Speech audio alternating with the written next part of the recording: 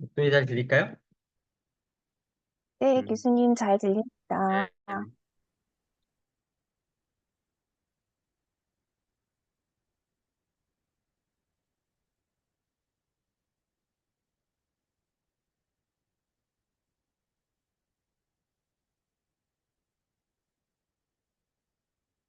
안녕하세요. 네, 가을이 점점 깊어지는 요즘입니다. 안녕하세요, 우정미 박사님. 네, 네, 안녕하세요. 네. 네, 안녕하세요. 네. 네, 어, 저희 다문화 인문학 신빈광장은 인하대학교 다문화융합연구소와 한국술정보관이 공동으로 개최하고 학생들과 시민들을 대상으로 무료로 진행하는 문학 강좌입니다. 다문화융합연구소는 지속 가능한 이주 사회를 위해 시민들에게 연구 결과를 공유하고 있고요.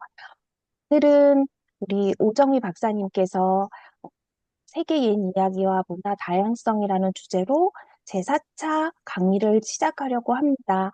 강의를 시작하기 전에 우리 다문화 융합연구소 소장님이신 김영순 교수님께서 인사 말씀 있으시겠습니까? 교수님, 네, 네, 안녕하세요. 네. 인하대 다문화융합연구소의 김용준 소장입니다. 저희 다문화융합연구소에서는 인하대학교 정석학술정보관과 함께, 어, 줄곧 다문화 인문학 시민 강좌를 개최하고 있습니다. 특히 일반 시민들에게 어떤 문화 다양성에 대한 거와, 다문화 감수성을 높이 제고하기 위한 방안으로서 문화 다양성을 학문적인 접근이라기보다도 좀 대중적인 접근을 통해서 우리가 지속 가능한 이주 사회와 다문화 사회를 열어갈 수 있는 그런 강좌들을 마련했습니다. 특히 이번 시리즈는 저희 연구소에서 우리 전임연구원급 이상 연구 교수님들과 연구소의 연구 인력들이 그간 연구한 내용들을 대중과 함께하는 그런 차원에서 개최됩니다. 특히 정서학술정보관에서 북새통이라는 그런 우리 학생들을 위한 프로그램, 또 시민들을 위한 프로그램을 통해서 함께 이런 내용을 공유하도록 되어 있습니다. 어떻게 보면 다문화라는 말이 굉장히 많이 들리고 이주민이라는 말들이 우리가 이제 일상이 되어 왔죠. 근데 그렇지만 우리가 실제로 함께 살아가는 이 세계에서 그들의 이야기들, 그들의 옛 이야기, 어떤 보편적인 가치들을 우리가 찾아볼 수 있어요. 그러니까 옛 이야기라 하면 전설이나 설화라든가 이런 부분들이 얘기하겠죠. 그러한 세계의 여러 나라의 다양한 민족들과 다양한 나라가 있지만 공통적인 그런 속성들, 권선징악이라든가 이런 속성들이 드러나 있습니다. 그래서 오정미 우리 교수님께서는 오랫동안 이주 여성들 또는 이주 유학생들을 통해서 그들의 옛 이야기들을 수집을 해왔습니다. 그래서 그런 옛 이야기 속에서의 공통적인 서사들, 이게 초국적 서사라고 할 수도 있겠고요. 그런 이제 광포 이런 설화라든가 이런 걸 통해서 그런 범우주적인 그런 공통적 가치들, 우리가 언어도 다르고 모습도 다르고 또 생활 양식과 문화는 다르지만 그 이야기의 어떤 공통 가치들이 있어서 그걸 통해서 우리가 함께 소통하는 그런 뭐랄까요 차원의 생활 세계를 가질 수 있는 것 같아요. 그래서 오늘 우정미 교수님의 이야기를 통해서 우리가 함께 다문화 사회 열어갔으면 좋겠습니다. 특히 매번 우리 도서관의 정석학술 정보관에 수고해 주시는 그런 김대호 관장님 또 이하 또 우리 팀장님들 또 도서관 직원분들께 감사드리고요. 또 저희가 아시다시피 인천광역시 도서관 발전진흥원 그리고 몇몇 인천 관내의 도서관, 예를 들어서 수봉도서관이라든가 북부도서관이라든가 이런 주안도서관 등등과 MOU를 맺고 있습니다. 여기 오신 관계자 여러분들께도 감사드리고요. 우리 김봉세 관장님도 바쁘실 텐데 도와줘서 감사드리고 홍영기 그리고 우리 김세나 인천광역시 도서관 발전진흥원 선생님께도 다시 한번 감사드리겠습니다. 그러면 강연을 시작하도록 하고요. 우리 우정미 교수님에 대해서 소개는 우리 김지선 박사님이 해주시죠. 네, 전 들어가겠습니다. 감사합니다. 네, 교수님 감사합니다. 네, 오늘 네 번째 강좌는 오정미 교수님께서 해주실 건데요. 네, 우정미 교수님은 현재 인하대학교 다문화융합연구소 인문학술연구교수로 계십니다. 주로 연구 분야는 설화와 문화교육에 대해서 연구하시고요. 특히 오늘 강연 주제는 교수님께서 오랫동안 연구하시고 또 다루시는 세계 예술 이야기와 문화 다양성에 대해서 준비하셨다고 들었습니다. 너무 기대되는 강의이고요. 네, 박사님 이제 강연 부탁드립니다. 음, 네, 감사합니다. 안녕하십니까. 저는 지금 소개받은 오정미입니다. 어, 저는 사실은 설화 연구자입니다. 설화를 다른 말로 하면 옛날 이야기, 옛 이야기이고, 옛 이야기를 전공하다가 우연치 않게 다문화사에 대해서 관심을 가지게 됐고, 그러면서 자연스럽게 우리 다문화 사회에 속한 다양한 구성원들의 내러티브와 또 그들이 속한 나라의 폴크테일이라고 해서 옛날 이야기에 대해 수집하고 연구하게 되었습니다. 그래서 그러한 과정에서 자연스럽게 아마 많이 들어보셨을 텐데 뭐 담화 교육 또는 문화 교육 이러한 여러 그 문화를 담론으로 한 교육에서 옛날 이야기만큼 좋은 텍스트가 없다라는 확신을 갖게 됐고 그 이후 저는 지금 세계 옛 이야기를 대중에게 보급하고 알리고 이것이 담라사에서 얼마나 중요한 의미를 가지고 있는가를 강연하고 또 대학에서 또 강의하는 연구자입니다. 그러면 화면 공유를 통해서 제가 준비한 자료를 통해서 강의를 하도록 하겠습니다. 잠깐만요. 제가 화면을 바탕에 띄웠는데 잠깐만요. 보이지가 않네요. 잠깐만요. 활성화가 안 되시나요? 아니요. 잠깐만요.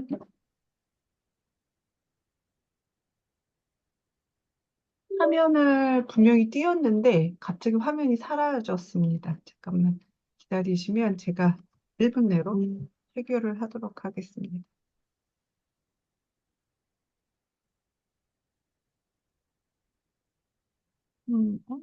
화면이 띄워져 있는데 잠깐만요.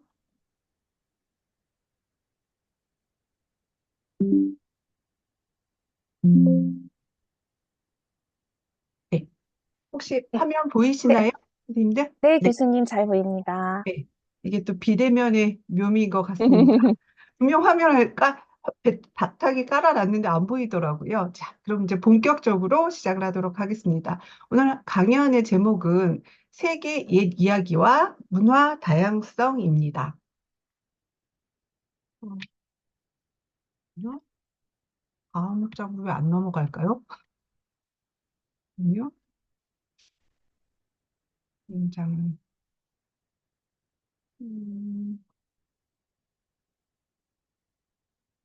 음, 화면들이 혹시 보이시나요, 선생님들? 네, 교수님 화면은 잘 보이고 있어요. 이상하게 제가 화면이 다음 장으로 넘어가지가 않고 있어서요. 음, 어, 죄송한데 김진선 박사님 혹시 네, 차라리 교수님이 자료 화면을 좀 띄워주시면 제가 부탁드리면 그 다음 페이지로 넘어가는 것으로 할까요? 이상하게 화면이 다음 장으로 안 넘어가고 있습니다. 왜 그런지 제가 우선 공유 중지를 누를게요. 잠깐만, 되실까요? 잠깐만. 네. 앞에 먼저 설명을 좀 하고 계시면 제가 깔아보도록 하겠습니다. 아, 네네. 그러면 잠깐.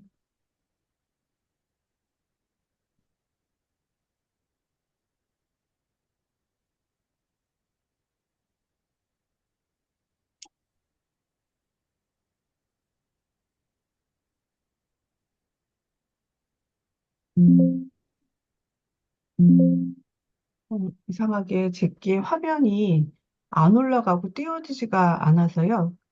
김 박사님이 하시면 제가 올려주시는 동안 간단하게 다시 소개를 해드리도록 하겠습니다. 오늘 그 강연은 기본적으로 문화 다양성 교육에 대한 이야기가 하나의 큰 축이고 또 다른 하나의 축은 그 문화 다양성 교육을 위한 아주 핵심적인 텍스트로 우리가 알고 있는 옛날 이야기들이 각국의, 전 세계 각국의 옛날 이야기들이 가장 좋은 텍스트라는 것입니다. 그래서 오늘 제가 여러분들과 함께 할 또 소개시켜드릴 여러 세계의 이야기는 아마 여기서 아시는 선생님들도 계시겠지만 거의 대부분의 선생님들께서는 처음 들어보는 낯선 이야기일 확률이 아주 높습니다. 저도 사실은 이렇게 문화 다양성을 연구하고 또 이주민 대상으로 옛날 이야기를 조사 다니기 전에는 이렇게 훌륭하고 재미있는 이야기가 전 세계에 있는지를 잘 몰랐거든요. 그런데 어, 막상 실제로 필드워크를 나가서 여러 이주민 분들을 만나고 그분들에게 그분들 모국의 옛날 이야기를 조사하는 연구를 통해서 어, 선생님 이 자료가 아닙니다. 선생님 아까 보내드렸던 자료인데 아, 네. 다시 한번. 선생님 우선 이 자료로 할까요 그럼? 제가 다시. 아까 추가를 더해서 보내드렸는데 카톡으로 보내드렸죠? 네, 네. 잠깐만. 죄송합니다. 왜 갑자기 제 컴퓨터에서 화면 공유가 넘어가지 않는지.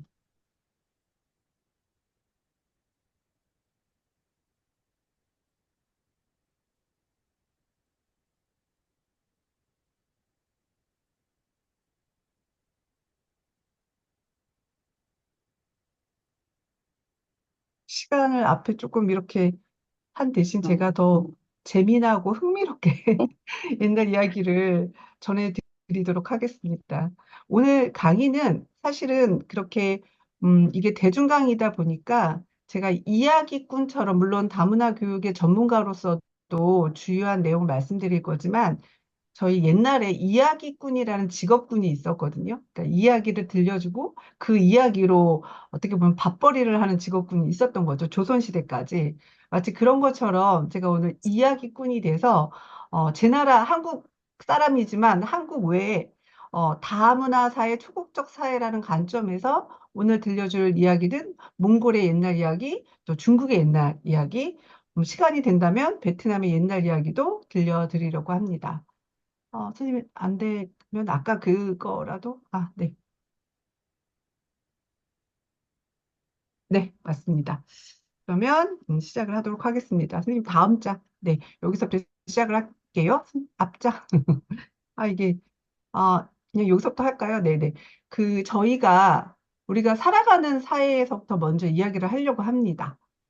현재 우리가 살아가는 사회는이라고 하면 아마 이 자리에 오신 선생님들은 특히나 관심이 있으셔서 모이신 선생님들일 테니까 담장 넘겨주시겠어요? 우리는 지금 현재 우리가 속한 사회를 다문화 사회, 아까 김영순 교수님께서도 말씀하셨지만 다문화 사회라고 하고 또 다른 표현으로 초국적 세계라고 합니다. 초국적 세계라는 것은 말 그대로 초월했다. 국적을, 내셔널티를 초월한 우리가 세계에 살고 있다라고 이야기를 합니다. 그걸 쉽게 우리가 확인할 수 있는 가장 대중적인 방법 중에 하나가 방송이라고 할 수 있을 것 같습니다. 방송의 많은 우리가 컨텐츠들을 보면 최근에 TV를 켜면 제일 많이 나오는 주제의 방송이 아마 제 생각에는 요리, 그쵸? 요리, 그 다음에 여행 프로그램이 아닐까 싶습니다. 그 어느 때보다도 여행을 주제로 한 방송이 굉장히 많은데 중요한 것은 그 여행을 주제로 한 방송들의 내용이 과거에는 어느 뭐 여행지를 가서 풍경을 보여주고 와 아름답다 뭐 그 정도가 주요 스토리였다면 지금의 영화를 토대로 한 콘텐츠들은 단지 좋은 여행지를 찾아가서 보여주는 차원이 아니라 그 지역, 그 나라, 그 민족의 사람들이 어떻게 살아가는지 삶의 이야기가 주요 서사인 여행 프로그램들이 아주 많습니다. 지금 제가 몇 개 갖고 와봤는데 엊그제도 하더라고요. 텐트 밖은 유럽. 이제 이 방송은 텐트 치고 그 유럽에 가서 여기서 중요한 거는 호텔이 아닌 텐트에 머물리는 이유는 캠핑장에 가서 머무르는 이유는 실제 거기에 속한 생활 사람들이 함께하는 공간, 그러니까 여행자들이 아니라 그 나라에 사는 거주자들이 여행 공간으로 들어간다는 의미에서 삶과 굉장히 밀접한 연관이 있죠.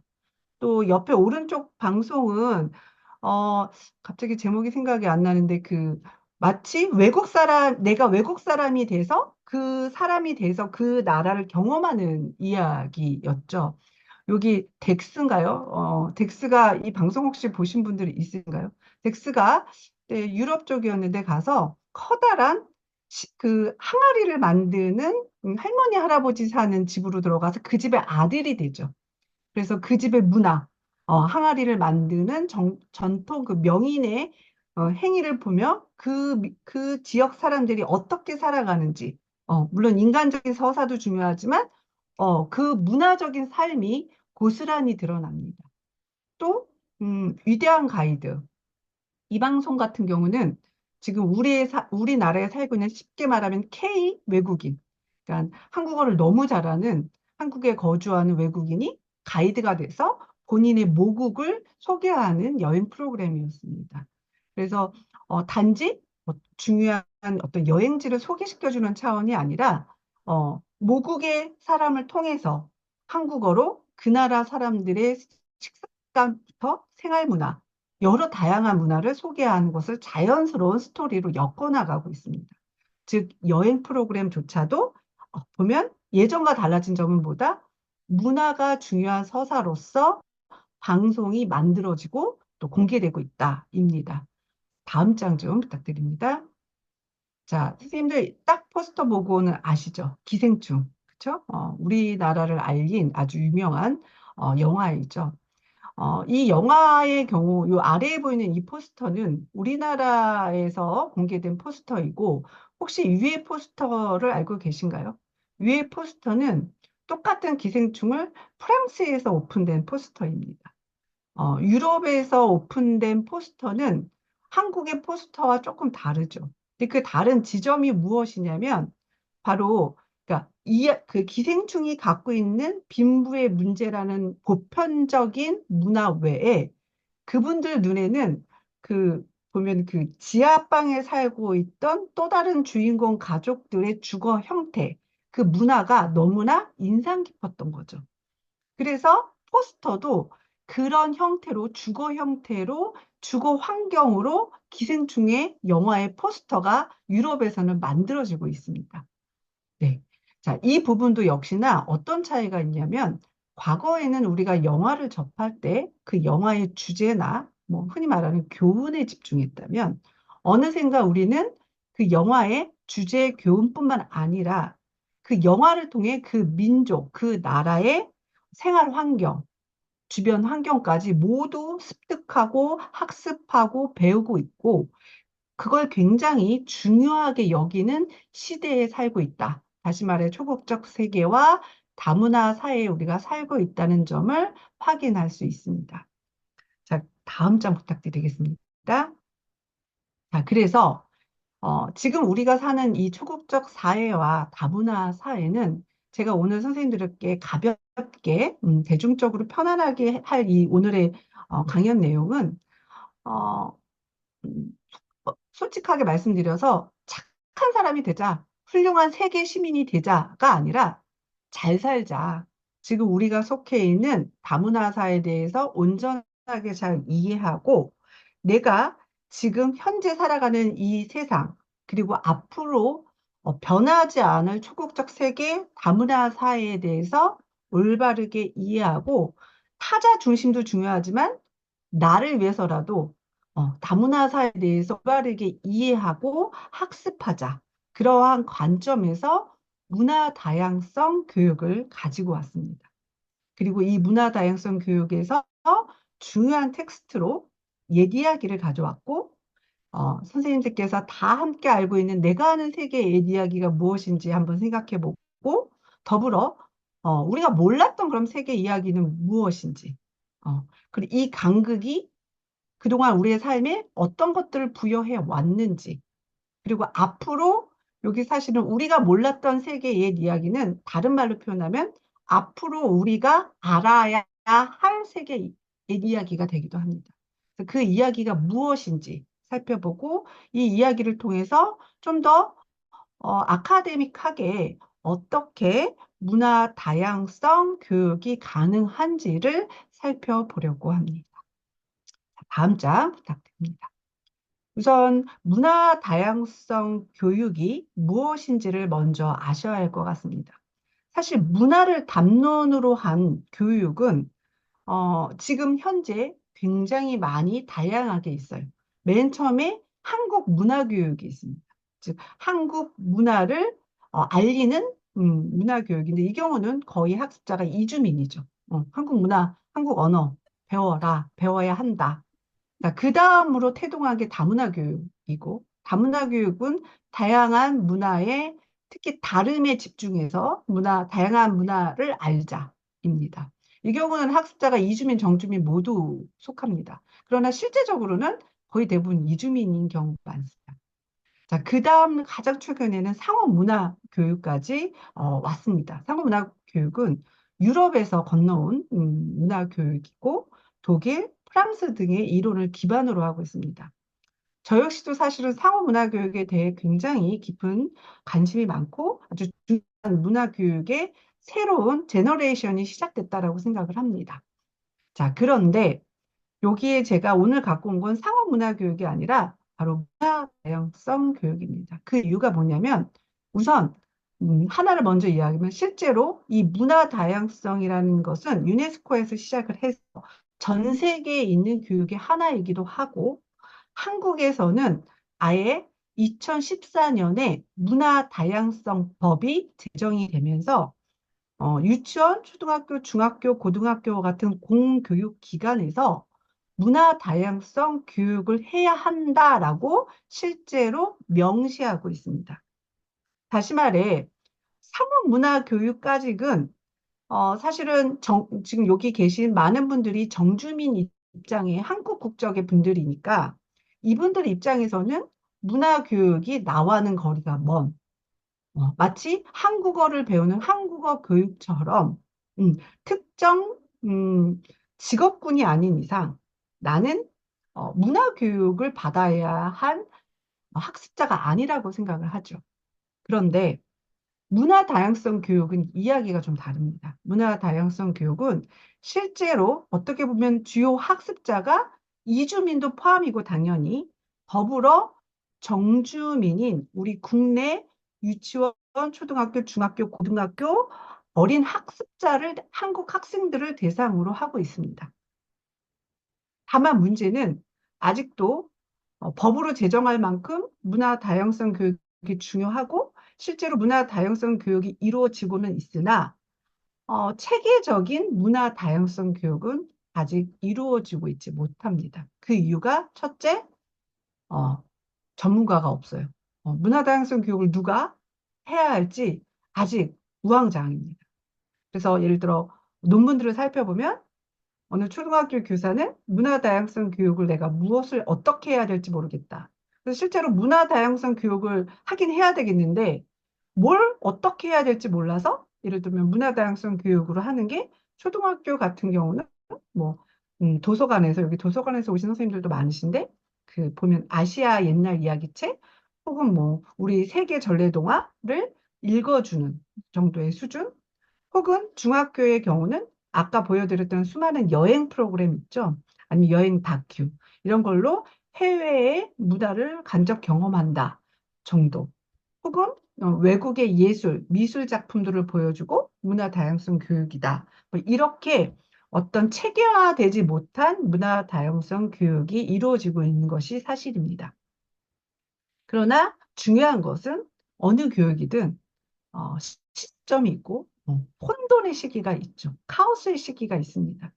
아마도 문화 다양성 교육은 곧 한 5년 이내로 안정화가 될 것이라고 보여집니다. 실제로 논문을 보더라도 문화 다양성에 대한 연구가 최근에 아주 많이 일어나고 있고 가장 중요한 건 강제성인 거죠.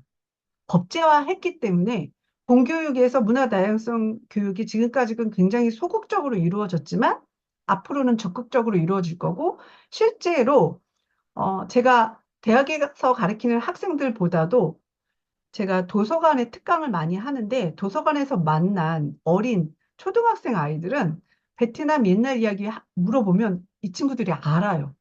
어떻게 아니? 라고 하면 학교에 그 방과후로 뭐 베트남에서 온 어머님이 베트남 옛날 이야기를 들려주는 일종의 문화 다양성 교육 수업을 받은 거죠.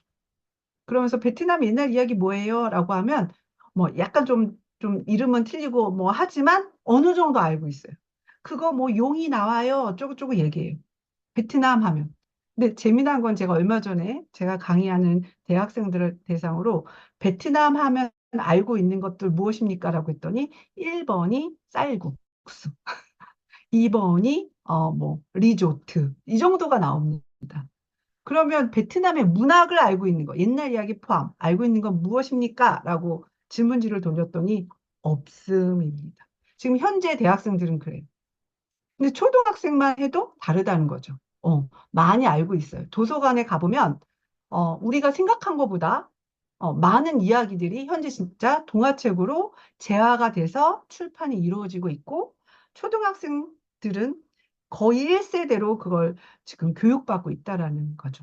근데 문제는 성인인 우리들은 대부분이 모르고 그 간극이 아주 아주 크다는 겁니다. 자, 문화 다양성 교육의 목표를 조금 말씀드리고 싶은데, 어, 여러 가지로 문화 다양성 교육의 목표를 연구자들이 이야기합니다. 그런데 제가 가지고 온 것은 가장 이것이 맞지 않을까 싶어요. 예를 들면, 문화 다양성은 민족성, 계급, 젠더, 종교, 장애 등에 기초한 구조적 차별과 사회 경제적 구분 짓기를 줄이려는 접근이다. 네. 그러니까 다시 말해서 다양한 계층의 사람들이 살아가고 있는데 거기에는 꼭 어떤 민족, 내셔널티뿐만 아니라 다양한 층위의 삶을 살아가는 사람들이 있는데 그 사람들의 삶이 모두 문화 다양성 교육이라는 틀 안에서 그 다양성을 인정받을 수 있다는 겁니다. 네. 특히 현대 사회는 더욱 그렇겠죠. 네. 자, 그 다음 장 부탁드리겠습니다. 자, 그래서 이 문화 다양성 교육을 앞서도 말했지만 그 체계가 없다. 그렇다면 어떤 체계로 문화 다양성을 교육하겠는가? 자, 우선 현재 전문가는 없지만 전문가 양성 이전에 가장 쉽게 접근할 수 있는 건 저는 텍스트의 확보이고 텍스트를 널리 알리는 거라고, 즉, 교육 내용을 널리 알리는 거라고 생각이 듭니다. 그런데 가장 쉽게 접근할 수 있는, 꼭 전문가가 아니더라도 누구나 쉽게 접근할 수 있고 관심을 가질 수 있고 한 것이 무엇일까? 물론 저는 이제 얘기하기 전문가이다 보니 그걸 교육하고 연구한 연구자이다 보니 당연히 저는 옛 이야기를 1차적으로 의도적으로 선택을 했죠. 그런데 이제 그 의도성과 별개로 실제로 제가 옛 이야기를 연구하고 체록하고 하는 과정에서 제가 이미 문화 다양성 교육을 받는 수혜자가 되어 있다는 것을 실제적으로 경험을 한 거죠. 예를 들면 제가 이제 이따가 보여드릴 건데 제가 이주민들 분들을 만나서 예를 들면 필리핀 어머님을 만나서 필리핀의 옛날 이야기를 조사하는 연구 사업을 했습니다. 그러면 음, 머릿속으로는, 여기 한국에 오신 이주민 분들 다 훌륭하시지. 그래. 하고 생각하고 가지만, 사실 마음 한구석에는 필리핀은 경제적으로 좀 어렵고 가난한 나라이고, 한국으로 이주한 결혼 이주 여성의 경우는 아무래도 좀 교육적 혜택도 많이 못 받았을 것 같고, 뭔가 조금 조사가 어렵지 않을까? 이러한 선입견과 편견을 가지고 연구 초기에는 만났습니다. 그런데 필리핀 어머님이 들려주는 필리핀의 얘기하기를 들으면서 필리핀의 다양한 문화를 경험하면서 필리핀이라는 나라가 이런 나라구나. 그래서 현재 이런 삶을 살고 있구나. 라고 되면서 자연스럽게 필리핀에서 오신 분들까지 존중하게 되는 제 어떤 세계관의 변화를 경험하게 된 거죠. 문화 다양성 교육이 사실은 이러한 목표 아래 있는 거거든요. 음. 그러면서 자연스럽게 문화 다양성 교육에서 그 어떤 것보다 좋은 텍스트는 특히 어린 아이서부터 성인까지 모두 아우를 수 있는 좋은 텍스트는 옛 이야기다로 확신할 수 있었습니다. 자, 옛 이야기는 사실은 학문적으로 이야기하면 설화를 의미합니다. 설화. 설이 이 설자고 입에서 입으로 전승되는 옛날 이야기를 말합니다. 학문적으로는 설화라고 합니다. 다시 말해 입에서 입으로 전승되는 이야기다 보니 작가가 한 명이 아니라 작가가 수백 명, 수천 명, 수만 명이라고 할 수 있는 문학이 바로 설화입니다. 그리고 설화가 없는 민족은 존재하지 않습니다. 예를 들면 저 아프리카에 사는 어느 민족이 소설은 없을 수 있어요. 소설은. 그러나 시는 있을 수 있습니다. 그리고 설화도 있을 수 있습니다. 네. 자, 이 한국적 용어로 설화가 우리가 대중적으로 표현하면 옛 이야기입니다. 제가 지금 이 오늘의 강의는 대중을 위한 시민 강좌이기 때문에 설화 대신 제가 국문과 강의라면 설화를 가져오겠지만 옛 이야기라는 용어를 쓰는 이유도 여기에 있습니다. 또 하나 이제 이 설화를 재화했다라고 하죠. 그러니까 다시 말해 약간 변용한 거죠. 컨텐츠로. 그게 바로 전래동화 책입니다. 도서관에 가보면 또 어린 자녀를 키우신 분들은 한 번쯤은 전래동화책을 다 보셨을 겁니다. 그죠? 전래동화책이 있는데, 뭐 예를 들어 한국의 옛 이야기를 기반으로 한 전래동화는 한국 전래동화집일 테고, 또 외국에서 온 전래동화의 경우는 세계 전래동화집 하고 있죠. 실제로 지금도 출판사들의 스테디셀러들은 전래동화집입니다. 가가호호 아이가 있는 집이라면 전래동화집이 없는 집이 없죠. 그만큼 옛 이야기는 대중성이, 다시 말해 배경 지식이 어느 정도 확보된 아주 소중한 문화 다양성 교육을 위한 텍스트라고 할 수 있겠습니다. 다음 장 부탁합니다. 자, 그러면 내가 아는 세계 옛 이야기는 과연 무엇이 있을까 한번 생각해 보겠습니다. 사실은 저는 개인적으로 제가 일방적으로 강의하는 걸 참 안 좋아합니다. 강의는 소통을 해야지 강의라고 생각이 듭니다. 자, 한번 간단한 질문. 내가 아는 세계 옛 이야기. 전래동화집 생각하셔서 아무거나 이야기하시면 됩니다. 저기 김미정 선생님 혹시 제 목소리 들리실까요? 안 들리시나요? 그러면 한영배 선생님 잠깐 마이크 키시고 마이크 못 키세요? 네네. 저 꼭 듣고 싶은데 저기 어 추미연 선생님 있나요? 네, 네. 교수님. 네, 어려운 질문 아닙니다. 선생님이 아시는 세계 옛 이야기, 세계 전래동화 혹시 뭐가 있으실까요? 갑자기 생각나는 건 이솝우화 같은 것들만 기억이 맞습니다. 네. 네, 맞아요. 이솝우화도 세계 옛 이야기이죠. 맞아요, 맞아요. 한 번만 더 여쭤볼까요? 이러면 카메라 다 끄실까요? 카메라 켜신 분만 자꾸 여쭤보니까. 강번영 선생님? 네네. 늘 열심히 수업을 네. 들으시는데, 신데렐라도 괜찮아요?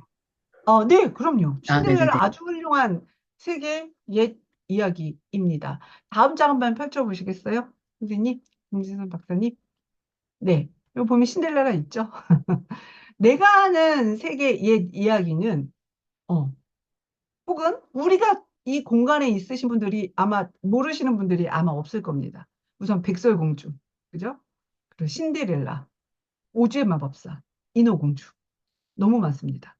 근데 아까 앞서 김영순 교수님이 세계 광부서라 잠깐 얘기하셨는데 이거 짧게만 얘기하면 이 우리가 아는 이 신데렐라 이야기는 사실 이건 서양판이고 한국판 신데렐라도 있고 베트남판 신데렐라도 있고 중국판 신데렐라도 있습니다. 근데 문제는 우리가 아는 신데렐라판은 서양의 신데렐라판밖에 없다는 게 문제겠죠. 네. 더불어 한국의 이제 신데렐라판은 뭘까요? 그건 콩쥐팥입니다. 콩쥐팥이랑 신데렐라는 같은 이야기입니다. 같은 이야기예요. 우리는 왕자가 아닌 사또가 나올 뿐. 우리는 유리구두가 아닌 고무신이 나올 뿐. 정말 똑같습니다. 네, 똑같은 구조의 이야기입니다. 그게 참 신기한 거죠. 옛날에 무슨 누가 번역자가 있었던 것도 아닌데 어떻게 세계 광포설화가 존재할 수 있는가? 그건 지금도 미스테리인데 저는 미스테리라고 생각을 안 합니다. 문화를 공부하면서 느낀 건 문화의 90%는 보편적 문화이더라고요. 그러니까는 민족마다 고유의 특수한 문화도 있지만 90%는 전 세계가 함께 국적을 초월해서 함께 공감하고 공유하는 보편적 문화가 거의 대부분을 차지합니다. 그러다 보니 사람들은 똑같은 생각을 하고, 그죠? 똑같은 고민을 하고, 또 똑같은 욕망을 가지고, 그러다 보니 굉장히 비슷한 구조의 이야기들이 전 세계에 동시다발적으로 만들어지는 거죠. 그게 세계 강포서라고 대표적으로 신데렐라입니다. 다만 우리는 신데렐라만 알 뿐입니다. 베트남의 신데렐라를 모르는 거죠. 네네. 자, 그럼 그 다음 장 부탁드립니다. 자, 그러면 우리가 몰랐던 세계의 옛 이야기. 우리가 몰랐던 세계의 얘기 굉장히 많습니다. 만약 제가 여기서 선생님, 뭐 중국은 그래도 물어보면 많은 선생님들이 뭐 서유기 막 이런 거 얘기하시더라고요. 사실 정확히 말하면 서유기는 설화는 아닌데 옛 이야기는 아니고 좀 조금 다른 층이긴 한데 그래도 중국은 좀 나와요. 근데 뭐 예를 들면 몽골 거 혹시 아시는 분 있으신가요? 몽골의 옛날 이야기? 참고로 우리나라에 들어와 있는 이주민의 3위, 3위 혹은 4위를 몽골 사람들이, 몽골에서 오신 분들입니다. 우리나라에 오신 1위는 중국이고, 그 다음이 2위가 베트남이죠. 중국의 경우는 사실은 이제 조선족, 우리 같은 동포 분들도 있다 보니, 순수한 이주민의, 비율로 보면 베트남이 압도적이라고 할 수 있겠습니다. 그리고 그 다음으로 몽골 많고, 그렇죠? 그리고 중앙아시아 쪽, 카자흐스탄 쪽도 많이 와 있고, 의외로 필리핀도 많이 와 있고, 굉장히 많은 다양한 국적의 이주민들이 와 있습니다. 저는 제가 수업하는 학생들 중에 사우디 학생들도 있고, 또 제가 되게 궁금해서 막 물어보거든요. 말레이시아에서 온 친구는 수업 끝나는 너 쉬는 시간, 너 다음 수업도 있니? 없대요. 내가 커피 하나 사줄게. 나한테 니네 나라 옛날 얘기 좀 들려줘. 하고 아직도 저는 녹음하고 있거든요. 근데 듣다 보면 너무너무 재밌는 거예요. 왜 우리는 이런 이야기를 모를까? 왜 우리는 서양의 옛날 이야기만 알고 있을까? 한번 곰곰이 생각해 보세요. 내가 알고 있는, 세계 옛 이야기는 금발에, 그죠? 금발에 공주님들이 나오는 서양의 옛 이야기. 우리 굉장히 열린 사고를 가지고 있고 오픈 마인드이고 또 지식인이라고 생각하지만 우리가 알고 있는 우리에게 노출된 옛 이야기는 굉장히 한정적입니다. 한정적. 그러면 지금부터는 우리가 몰랐던 세계의 옛 이야기를 몇 편 살펴보도록 하겠습니다. 다음 장 넘겨주세요. 자, 어, 세 편을 가지고 왔습니다. 자, 우선 이 왼쪽에 있는 거, 명궁수 엄지. 자, 이 이야기는 어느 나라의 옛날 이야기일 것 같으세요? 네. 마이크 키면 좋은데, 몽골입니다. 몽골. 네, 몽골. 왠지 몽골 같지 않아요? 그쵸? 말 타고 있고, 사냥하고 있고, 그쵸? 이 이야기는 이제 제목을 이렇게 만들었지만 정확히 말하면 몽골의 에르이 메르갱이라는 몽골의 대표 신하입니다. 그러니까 몽골 사람이면 99%가 아니라 100% 알아요. 이 이야기를. 그리고 제가 우스운 얘기를 하나 해드리면 제가 아는 지인분께 제가 이 이야기를 해드렸는데 이분이 몽골의 바이어를 만나는데 일이 안 풀릴 때 나 몽골 옛날 이야기 에르메가 아는데 했더니 이분이 눈이 번쩍 튀면서 어떻게 알아 하면서 굉장히 가까워졌다는 사례를 한번 이야기한 적도 있습니다. 제가 오늘 문화 다양성 교육은 타자를 위한 게 아니라 나 자신을 위한 거라고 말씀드렸죠. 사실은 다양한 문화의 이야기들을 안다라는 건 어디서 어떻게 어려운 문제를 풀어나가는 누군가의 관계를 이어나가는 좋은 열쇠가 될지 아무도 모릅니다. 네네. 자, 중간에 이 이야기, 복숭아 동자 모모타로. 혹시 이 이야기는 그래도 대중적입니다. 한국이 다문화 사회로 본격적으로 되기 전부터 그래도 동화책으로 있었어요. 이 혹시 딱 그림 보면 느껴지죠? 어느 나라일까요? 그렇죠. 1번. 일본. 네, 일본입니다. 감사합니다. 일본입니다. 이 복숭아 동장 모모타로도 굉장히 일본에서는 모르는 사람이 없고 어, 어, 어. 너무나 대중적인 이야기입니다. 그냥 모모타로 하면 다 알아요. 자, 그 다음에 이제 이 이야기는 조금, 제목이 베트남 설날, 제목이 아예 나라가 있죠.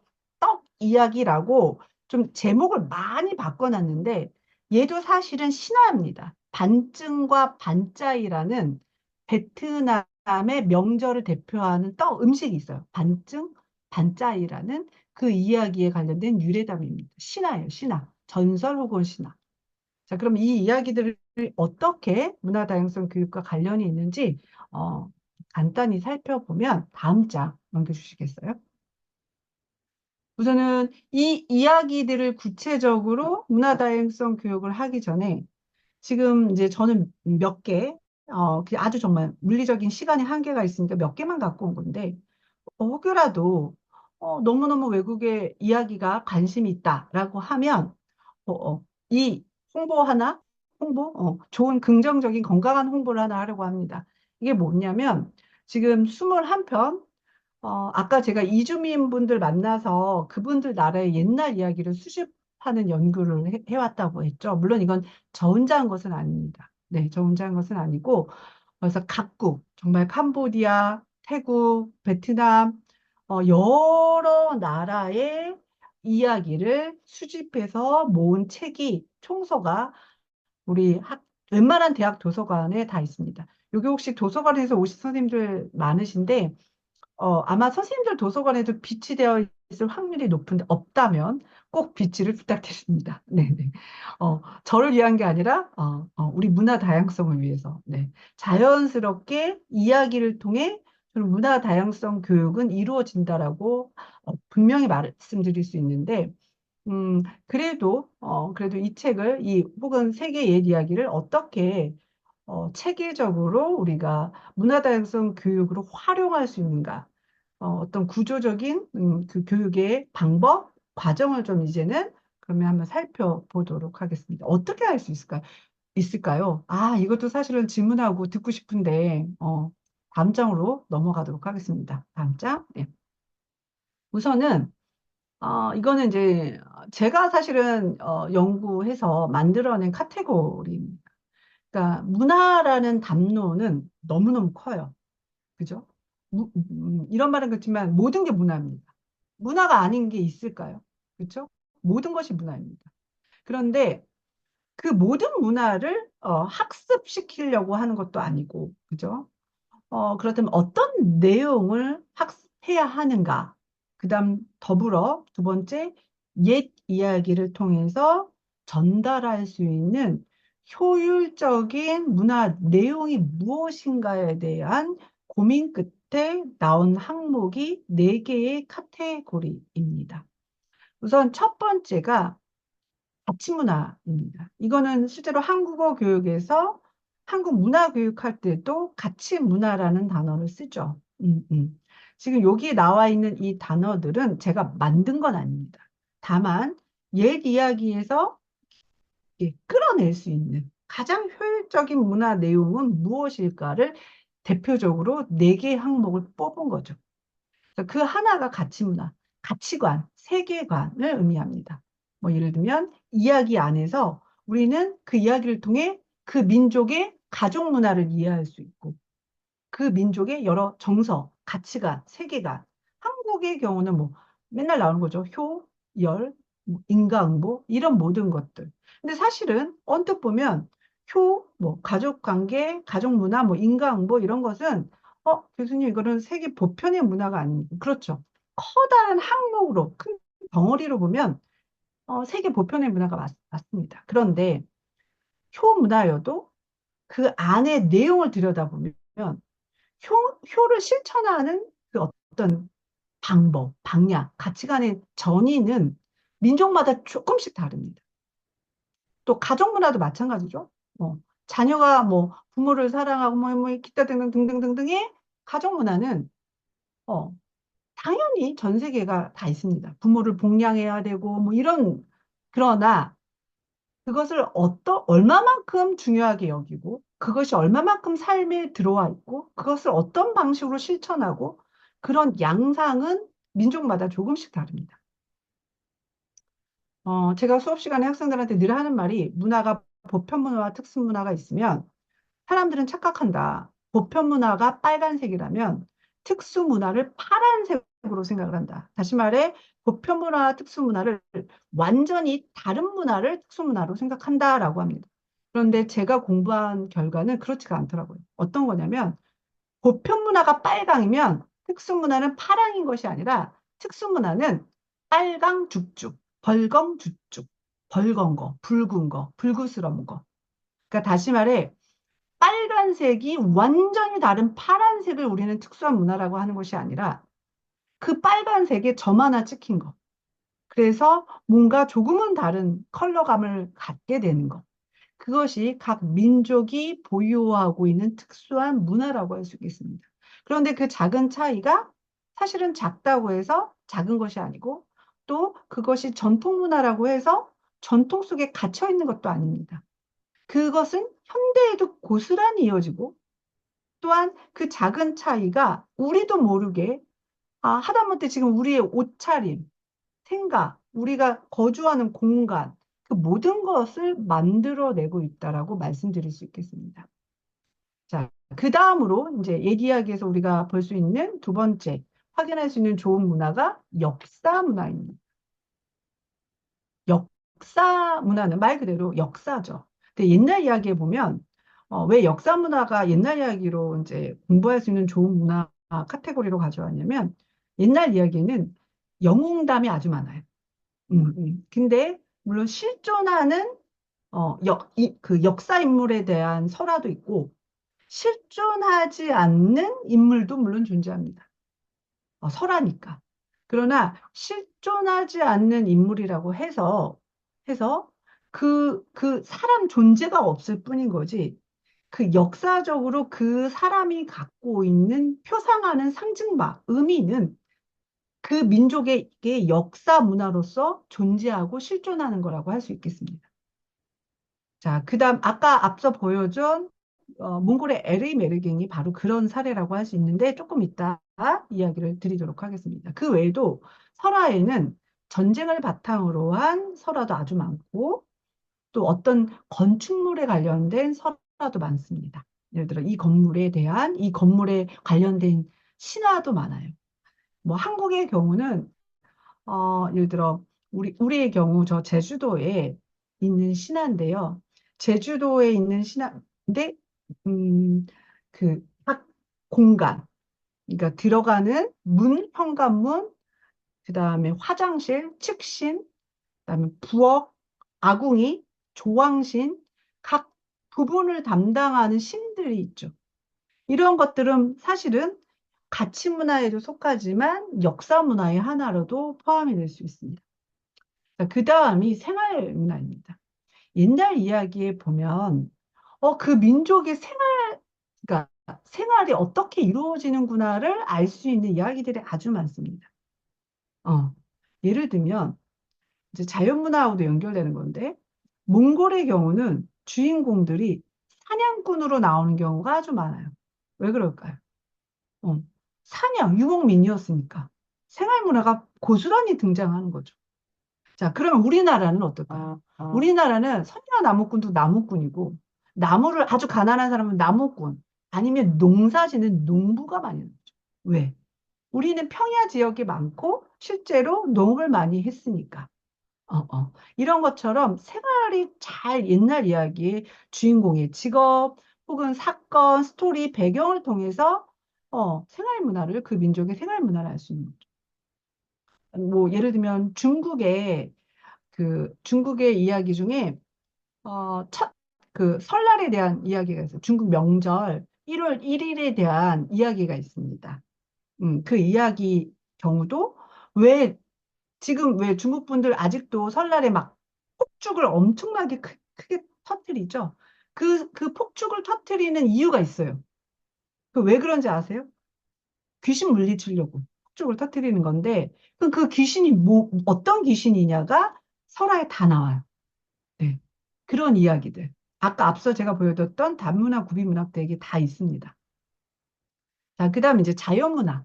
설화 이야기를 보면 그 민족의 자연문화는 아주 고스란히 다 드러납니다. 자, 예를 들면 뭐 동물로만 보더라도 한국의 옛날 이야기에 혹시 낙타가 등장할까요? 한국의 옛날 이야기에 그걸 또 생각하시는 분들 계시네요. 낙타 절대 등장할 수 없죠. 본 적이 없는데 어떻게 낙타가 등장합니까? 그죠? 한국의 옛날 이야기에 원숭이가 등장할까요? 안 나옵니다. 절대 안 나와요. 본 적이 없으니까. 어. 그러면 거꾸로 필리핀에 아까 말씀드렸던 필리핀에 제가 굉장히 좋아하는 이야기 중에 첫 번째 원숭이라는 이 세상 첫 번째 원숭이라는 이야기가 있어요. 왜? 필리핀은 원숭이가 사방에 있어요. 그 원숭이에 대한 이야기. 그죠? 몽골의 경우는 말에 대한 이야기. 그러니까 그런 식으로 그 지역의 자연문화, 동물 화소만으로도 다 알 수 있는 거죠. 식물도 말할 것도 없고요. 꽃, 그다음 지리. 자, 중국의 경우는 뭐 송화강에 관련된 유래다. 백두산에 관련된 유래다. 아주 많아요. 그러니까 그런 식으로 그 나라에 가보지 못한 지리에 대한 설화도 아주 많습니다. 그 다음 장 펼쳐주세요. 네. 어, 그럼 이제 본격적으로 다음 장 또 넘겨주시기 바랍니다. 살펴보면 제가 지금 말한 뭐 가치문화, 자연문화, 역사문화를 옛날 이야기에서 어떻게 끌어내는지를 한 번만 간단하게 소개시켜 드리면, 자, LA 메르갱이라는 몽골의 신화입니다. 보면 여기 이렇게 까치 한 마리 보이고 주인공 보이고, 그죠? 그다음에 엄지라는 이유가 명궁수 엄지라고 이 이야기 제목을 뽑은 이유가 아마 저는 좀 유추가 되는데 조금 이따 이야기 스토리 설명해 드릴게요. 그다음에 이 동물의 이름은 이제 우두척이라는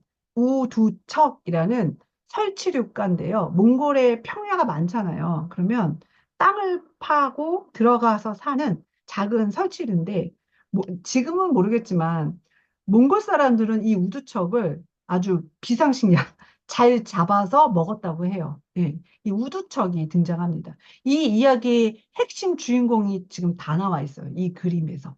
음, 음. 다음 장 음, 넘겨주시겠어요? 네. 지금 아까 말씀드렸던 이 책에 보면 여기 몽골설 아까 대개 있고 여기 보면 여기 뭐 해를 쏜 엄지와 우두척 유래, 해를 쏜 메르겐, 달을 쏜 메르겐과 머뭇의 기후. 아까 그 우두척을 마못이라고도 합니다. 자, 이렇게 이야기들이 실제로 이주민들이 구술을 하셨어요. 네, 네. 그래서 이야기가 되었고, 자, 그 다음 장. 그러면 이제 이 이야기로 어떻게 이제 이야기를 할지 문화교육, 문화 다양성 교육을 할지 보면 간단하게 이야기가 여기 써 있는데 제가 또 이야기꾼으로서 간단하게 이야기를 소개해 드리면 글을 읽는 것보다 그죠? 옛날에 해가 7개였던 시절이 있었어요. 재미난 건 해가 7개 있던 시절의 신화는 한국에도 있고 중국에도 있고 다 있어요. 신기하죠?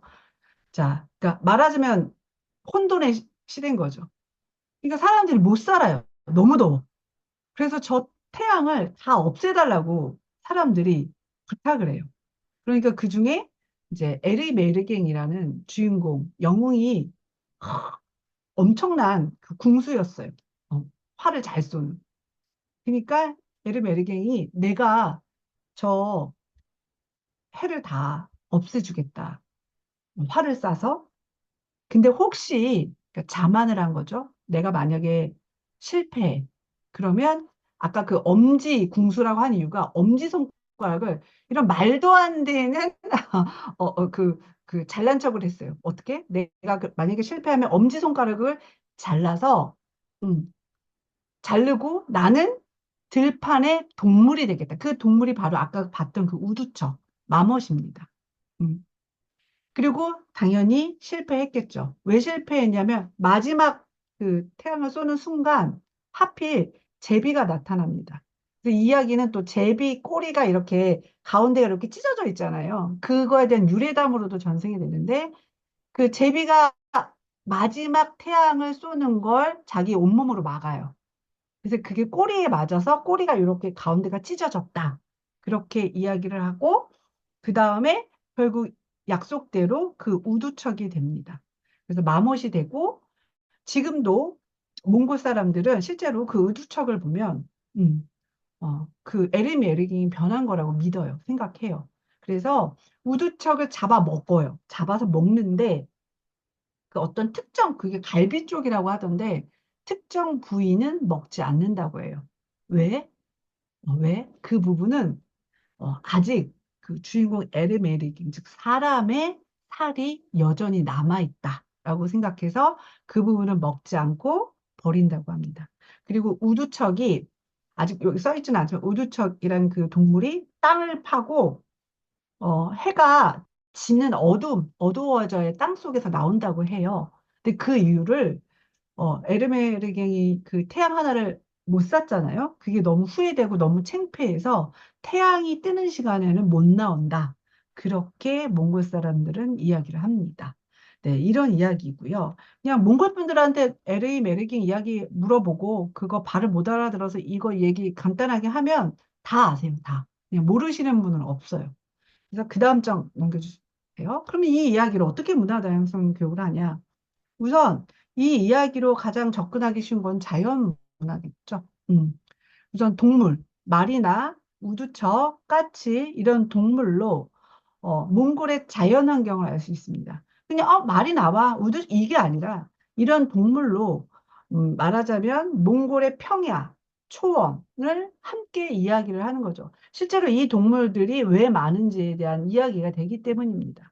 더불어 몽골은 제가 조사하면서 느꼈던 건데 유독 동물에 관련된 이야기가 많아요. 그럴 수밖에 없는 게 생활이 유목민이다 보니 동물이 가족이고, 그죠? 동물이 그냥 동등한 위치에 동격의 존재이다 보니 동물이 등장하는 이야기가 아주 많습니다. 그 외에도 뭐 더불어 뭐 몽골의 초원 뭐 이런 것들을 이야기할 수 있겠습니다. 자, 그다음 가치 문화는 이 이야기의 핵심은 인간의 오만함을 깨트린 존재가 바로 까치였죠. 음. 근데 이러한 구조의 이야기가 사실은 몽골엔 굉장히 많아요. 인간을 구한 존재가 한가르디라는 몽골의 또 신화가 있는데 그 한가르디도 원래 신이 인간을 다 잡아먹으려고 했는데 동물이 구해요. 거짓말을 해서. 그러니까 그런 것처럼 그러한 이야기의 서사 구조가 나오는 이유는 실제로 몽골의 토테미즘 사상은 신과 인간 그리고 동물을 거의 동격으로 봅니다. 대등한 관계. 그러니까 수직적 관계가 아니라 그러니까 동물을 우리 아래로 보는 게 아니라 동등한 관계로 보는 거죠. 그래서 이 이야기에서도 보면 까치가 나와서 이렇게 막았다. 그것은 동물에 대한 존중과 같은 토테미즘 사상으로 연결이 됩니다. 그 외에도 자연에 대한 숭배, 겸손함, 뭐 이런 것들이 이 이야기에 들어있다고 할 수 있습니다. 감히 인간이 태양을 다 없앨 수 없다는 거, 자연에 함부로 대적할 수 없는 인간에 대한 이야기이기도 하기 때문입니다. 자, 그 다음, 이 이야기는 사실 역사 문화는 없고요. 이제 생활 문화로 들어가서 아까도 얘기했지만 유목민, 사냥, 그다음에 우두척이라는 고기에 대한 식습관 문화, 뭐 이런 것들을 생활 문화로 알 수 있습니다. 물론 이건 하나의 단초들이고 이런 걸 이제 확장해서 파생해서 더 그것을 크게 만드는 것은 교수자의 몫이기도 합니다. 자, 그 다음 장. 하나 더 이제 예를 하나 더 드리려고 하는데요. 이제 중국이 사실 여기 중국 아까 성을 가진 선생님도 계셨는데 중국이 우리나라에 가장 많이 와 있는 이주민이기도 하고 근데 알고 보면 사실 우리 왜 그 인터넷 그 뭐죠? OTT 보면 중국 드라마 되게 많이 나오고 미드처럼 그죠? 많이 보실 거예요. 그런데 막상 중국의 옛날 이야기 아냐고 하면 몰라요. 어, 우리 신데렐라는 알아도 중국의 신데렐라는 모릅니다. 네. 그래서 오늘 중국 걸 한 편 갖고 왔고요. 중국 설화 중에서도 맹강녀 전설을 가지고 왔습니다. 이 이야기는 다른 이름으로도 불려요. 만리장성 설화라고도 불리고요. 이야기를 간단하게 소개를 하면 옛날에 진시황 시절에 진시황이 그 만리장성을 축조하게 했어요. 그래서 너무나 사실은 이 이야기를 들으면 이 이야기는 역사 문화가 정말 돋보이는 이야기인데 이 이야기를 들으면 아마 중국의 만리장성을 갔을 때 그 만리장성이 다르게 느껴지실 거예요. 말 그대로 지배층의 폭군인 거죠. 폭정인 거죠. 배고파 죽겠는데 그 많은 사람들을 데려다가 만리장성을 쌓게 합니다. 그 중에 한 명이 바로 맹강녀의 남편이었어요. 결혼하고 첫날 밤에 그냥 바로 붙들려 잡혀 들어갑니다. 그래서 이제 만리장성을 축조하러 갔는데 아무리 기다려도 오지 않아요. 그래서 이 맹강녀가 남편을 찾아 떠납니다. 물어 갔더니 한겨울인데 물어 갔더니 아무리 여기 거기 있을 거라고 해서 남편 있는 데 갔는데 그 길고 광활한 만리장성을 다 찾아다닌 거예요. 그런데 없는 거예요. 또 알고 봤더니 바로 오기 몇 해 전에 남편이 죽었다는 거예요. 그래서 맹강녀가 그 자리에서 펑펑 웁니다. 대성통곡을 하고 우니 그 울음에 그 만리장성이 무너집니다. 그 무너진 자리에 남편의 시체가 있어. 그래서 그 이야기를 들은 진시황이 화를 내고 누가 내 만리장성을 무너뜨렸냐 하고 와요. 근데 왔는데 띠용 어때요? 맹강녀가 너무 아름답네. 어, 다시 폭정을 시작합니다. 너 내 첩이 되거라. 그런데 우리나라에도 있는 연려설화라고도 맹강녀 전설을 하는데요. 맹강녀가 바로 거절하지 않고 지혜를 냅니다. 뭐 예를 들어 남편의 제사를 치르게 해달라. 뭐 그다음에 저 바다에 가서 마지막으로 남편의 뭐 유골을 뿌리게 해달라. 뭐 이런 거. 그래서 그 미션을 하면서 마지막 날 그 바다에 가서 할 때 진시황 앞에서 그냥 바다에 몸을 던져 죽습니다. 만리장성에 관련된 이 설화인데 맹강녀 전설의 경우도 이제 제가 간단하게 이야기해 드렸지만 이 책의 이 표지도 지금 만리장성 그림인데 우리가 알고 있는 만리장성은 그냥 오 대단하다 어떻게 그걸 만들었을까 이 정도였던 거죠. 그 이야기를 통해서 우리는 만리장성이라는 그 건축물, 역사적 건축물에 대해서 이해를 하게 되고 그 다음에 진시황에 대한 역사적 인물에 대해서 자연스럽게 학습하게 됩니다. 그 다음에 이제 가치문화로 넘어가면 뭐 우리 한국에도 수많은 설화 중에 연려설화가 굉장히 많은데 연려에 대한 의미, 그 다음에 지배층과 피지배층에 대한 이야기, 이런 가치관들이 이야기에 담겨 있죠. 자, 그 다음 장 부탁드립니다.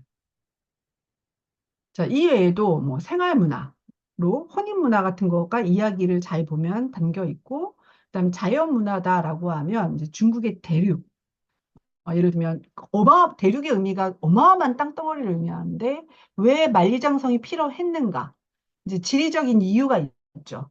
그러한 것들까지 자연문화까지 함께 학습할 수 있습니다. 이거는 하나의 뭐 사례를 제가 이제 보여드린 거고 교수자에 따라 다양하게 더 많은 것을 또 열어가실 수 있습니다. 근데 여기서 핵심은 그러나 중요한 것은 제가 말씀드리고자 하는 바는 설화가 이렇게 좋다, 좋은 텍스트다. 상호문화 교육을 하기 위해서 또 문화 다양성 교육을 하기 위해서 너무너무 훌륭한 텍스트라는 점을 말씀드리고 있는 것입니다.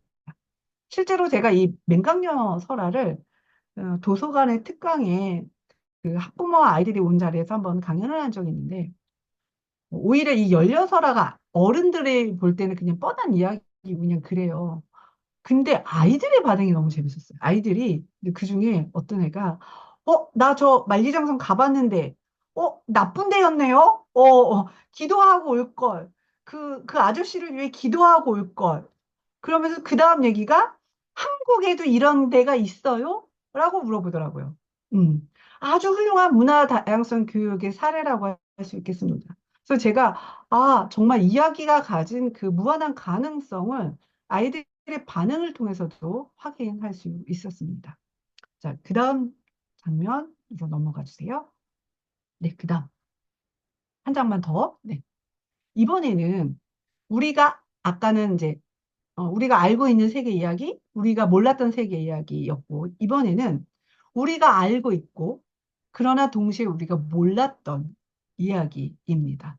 어, 선녀와 나무꾼. 제가 사실은 이제 선녀와 나무꾼은 이전 강의에서도 몇 번 한 적이 있기 때문에 조금 다른 부분만 짚어드리고 말씀을 드리려고 합니다. 예전에도 이야기했지만 선녀와 나무꾼은 세계 광포설화입니다. 즉 한국에도 있지만 전 세계에서 널리 전승되고 있는 대표적인 옛 이야기 중에 하나입니다. 선녀와 나무꾼의 이야기가 왜 전 세계에 전승되었을까는 모두 다 그냥 연구자들의 추정입니다. 어, 멀리 시집온 여성들이 친정을 그리워하면서 한 이야기다. 그다음에 이 이야기는 기본적으로 약탈혼을 바탕으로 하거든요. 그러니까 나무꾼이 선녀의 날개옷을 훔쳐서 혼인이 이루어지잖아요. 근데 옛날에는 정말 약탈혼이 많았고 그 약탈혼을 토대로 한 이야기다. 뭐 이런 식으로 여러 가지 이야기가 발생하게 된 것이 추정이 되는데 그게 중요한 게 아니라 문화다양성 교육에서는 이 이야기로 한국의 가족 문화에 대해서 이야기할 수 있다는 부분을 말씀드리고 싶습니다. 사실은 선녀와 나무꾼 이야기는 남녀의 이야기입니다. 그죠? 제목도 선녀와 나무꾼이고. 그런데 전 세계에서 우리나라만 등장하는 인물이 있습니다. 그게 바로 아시죠? 노모입니다. 노모. 한국의 옛날 이야기에는 노총각이 거의 대부분 혼자 살지 않아요. 항상 옛날에 노모와 함께 사는 꼭 노모가 함께 삽니다. 왜 그렇게들 효자인지 몰라요. 노모와 함께 살아요. 우리나라 나무꾼도 노모랑 함께 살아요. 근데 외국은 하다못해 중국도 그러지 않아요. 네, 유교 국가라고 우리는 생각하지만. 그런데 그 노모의 아무것도 아닌 존재라고 생각했던 그 노모의 출발점이 사실은 그것이 우연이 아니라 한국인들의 가치관에는 가족의 단위가 부부만이 아니라 부모가 함께 있다는 것을 의미합니다. 그러니까 남편과 아내만 꾸리는 가정이 아니라 노부모까지도 포함이 된다는 것을 이제 연구로 밝혀내고 있는데요. 그 중에서도 문화다양성 교육에서 이 장면만 한번 살펴보면 한국의 경우는 그 여러 가지 이본이 있는데 한국의 경우는 나무꾼이 이제 선녀를 따라서 하늘로 올라갔다가 다시 지상으로 내려오는 이야기가 그게 참고로 천상으로 따라 올라갔다가 나무꾼이 지상으로 내려오는 그 이본이 한국에만 있는 게 아니라 베트남과 일본 또 몽골 다른 나라도 있습니다. 그런데 지상으로 내려오게 된 그 과정이 너무 우습게도 달라요. 한국이 조금 독특해요. 자, 예를 들면 일본과 베트남의 경우 나무꾼이 이제 천상으로 따라 올라갔다가 여기 일본을 먼저 볼 거예요. 일본의 경우는 말하자면 장인어른인 거죠. 천상의 그 장인이 마음에 안 드는 거예요. 사이가. 그렇겠죠. 이게 현실로 갖고 와도 저라도 마음에 안 들 것 같아요. 그래서 어떻게 합니까? 쫓아내고 싶은 거예요. 그래서 속임수를 써서 농부를, 여기서 이제 일본은 나무꾼이 아니라 농부인데, 그래서 이 농부를 땅에 떨어지게 속임수를 써서 지상으로 하강하게 만들어 버립니다. 그래서 영원히 지상에서 살게 됐다라는 이야기이고, 그러니까 다시 말해서 일본의 경우는 나무꾼의 의지는 1%도 반영되지 않아요. 그냥 천상과 지상의 존재적 가치의 차이에 따라서 분리가 되는 것으로 볼 수 있습니다. 그리고 이 존재적 차이에 대한 분리는 베트남도 마찬가지입니다. 나무꾼의 의지와 상관없이 따라 올라갔는데 이제 선녀가 이제 걱정되니까 먼저 빨리 지상에 이제 내려가 있으라고. 근데 이제 베트남의 경우는 아이랑 같이, 나무꾼 혼자가 아니라 아이랑 같이 올라갔거든요. 올라갔다가 내려가는데 선녀가 내려가 있으면 내가 따라가겠다. 근데 내려갈 때 그냥 내려가는 게 아니라 도시락을 아까 말한 그런 빛낭, 훌륭한 그 베트남의 도시락, 쌀밥을 이렇게 도시락으로 줘요. 내려가면서 이거를 먹어라. 아이가 있으니까 좋겠죠? 그런데 만약에 다 먹으면 북을 하나 또 줘요. 북을 두들겨라. 그러면 다 먹고 땅에 도착하면 북을 두들겨라. 그러면 땅에 도착한 줄 알고 내가 그 줄을 끊겠다. 그리고 지상에 우선 있어라. 예요. 그런데 안타깝게 안타깝게 어떻게 될까요? 아이가 그 도시락밥을 먹는데 그만 그 쌀알을 북 위에 떨어뜨려요. 쌀알. 근데 그 떨어뜨린 쌀알을 누가? 새가, 까치, 뭐 까마귀. 이번에 따라 좀 다른데 하여간 까치나 까마귀가 와서 그 북위의 밥알을 떨어진 밥알을 쪼아 먹다가 쪼아 먹으면 어떻게 될까요? 북이 둥둥둥둥둥 처지겠죠? 그러니까 선녀는 오해를 합니다. 아, 지상에 도착, 하강했구나. 그리고 줄을 끊어버려요. 그래서 베트남본에서는 나무꾼하고 아이들이 무서운데 죽는 입원도 있어요. 근데 이제 그냥 죽기로 안 끝내고 다행히 여기서 옥황상제가 안 됐다 생각해서 이들을 살려요. 살리고 잘 살게 했다. 뭐 이렇게 이야기가 끝납니다. 근데 어찌됐건 베트남의 경우도 나무꾼이 지상에 두고 온 그 무엇 때문에 스스로 내가 내려가겠다고 해서 내려가는 게 아닙니다. 네. 일본하고 똑같이 잘 보면 이야기의 구조가 결국 천상의 존재가 아니기 때문에 지상으로 내려갈 뿐입니다. 근데 여기에는 내 나무꾼의 의지는 일절 없어요. 자, 그런데 한국은 좀 다릅니다. 한국은 열이 똑같아요.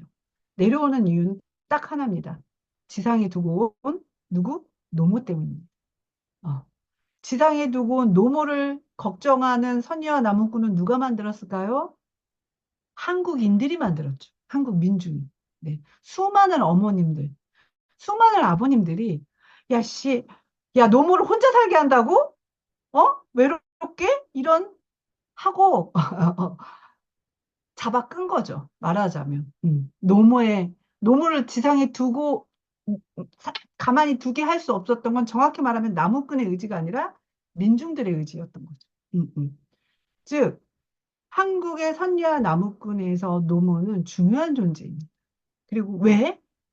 나무꾼을 선녀와 분리시키게 만드는 핵심적 요인이기도 한 거이기 때문인 거죠. 그런데 그 핵심적인 요인으로 된 이유는 뭘까요? 그것은 그만큼 그 존재가 나의 어머니가 중요하기 때문입니다.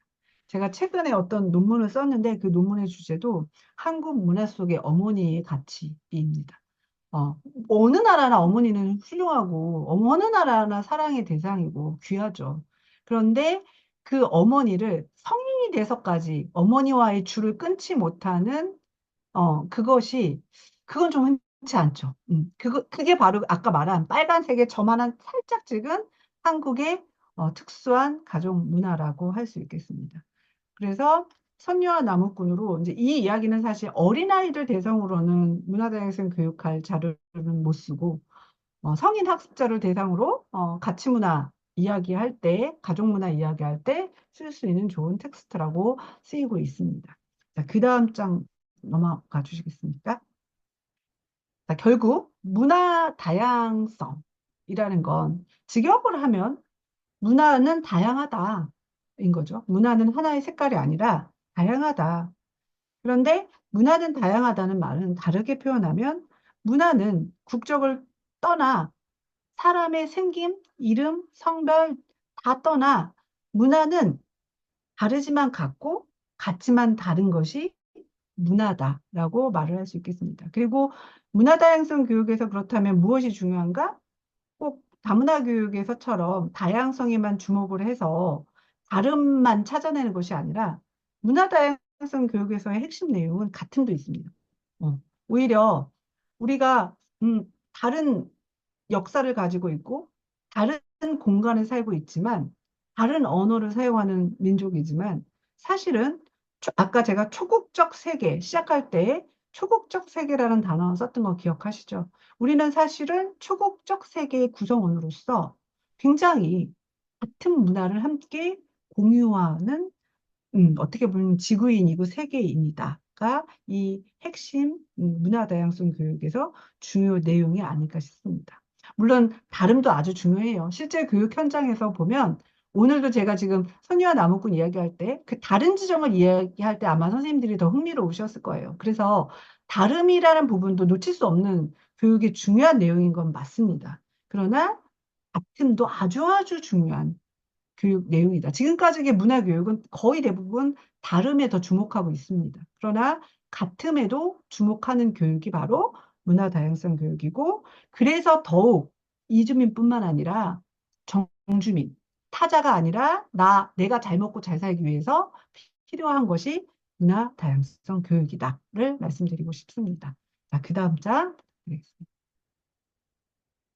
지금까지의 내용을 이제 문화교육적인 측면으로 다시 한 번만 정리를 좀 해드리면, 어, 여태까지의 문화교육은 이제 한국이 다문화 사회가 되면서 제일 먼저 시작했던 문화교육은 한국 문화교육이었고, 이것은 동화주의를 기반으로 하고 대부분 문화를 지식적 관점으로 접근했습니다. 그리고 가치 문화라고 할 수 있는 그 내용에만 집중했어요. 그래서 제가 한 20년 전에 학회에 갔을 때 막 효서라, 연려서라 가지고 한국의 문화는 이러니 이주민, 이주 여성들도 효부가 돼야 된다, 연려가 돼야 된다. 뭐 이런 식의 접근의 문화 교육이 굉장히 많았습니다.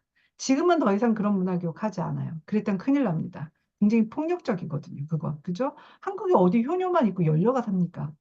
그건 아니죠. 그리고 다양한 이제 문화가 열리기 시작한 거죠. 그러면서 2세대로 넘어갑니다.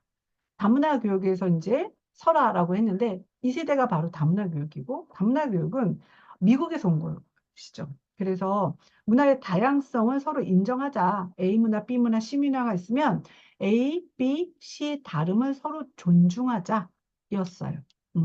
이때는 학습자가 이주민뿐만 아니라 정주민도 함께 하자가 모토이긴 했습니다. 그래서 실제로 수많은 가족센터에서는 다문화 교육의 차원으로 왜 그 다문화 가정 부부들 모셔놓고 뭐 베트남 음식 요리 대회 막 이런 거 해갖고 다문화 축제 이래갖고 같이 부부가 막 베트남 요리에서 맛보고, 이것을 일종의 다문화 어떤 축제 다문화 교육의 하나로서 그런 커리들을 이벤트성의 교육들이 주류를 이루며 이루어졌습니다. 이제 그 다음에 3단계가 뭐였냐면 지금 현재입니다. 현재 가장 핫하죠. 저도 이 핫함에 지금 동승하고 있습니다. 그게 바로 뭐냐면 상호문화 교육입니다. 상호문화 교육은 유럽에서 온 문화 교육이고, 이 문화 교육은 A, B, C가 다르다? 그게 다문화 교육이라면 상호성, 상호 문화 교육은 A와 B의 관계. 그러니까 A 문화와 B 문화가 있는데 이 둘의 문화가 서로 굉장히 비슷하네? 혹은 서로 굉장히 다르네? 왜 그런 걸까? 둘의 관계가 어떻게 엮여진 걸까? 이런 간문화성이라고 해서 두 각국의 문화의 관계에 집중하는 교육입니다.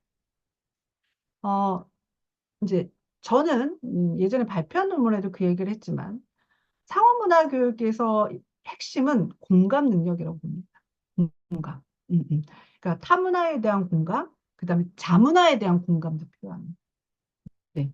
그래서 실제로 상호문화 교육에서 굉장히 중요한 건 예를 들어 다문화 교육이 한국 문화 교육이 한국 문화가 핵심 내용, 다문화 교육이 외국의 문화가 핵심 내용이었다면 상호문화 교육은 어, 문화 간의 관계에 대한 이해이기 때문에 타문화에 대한 이해뿐만 아니라 공감뿐만 아니라 한국 문화에 대한 이해와 공감이 반드시 전제되어야 합니다.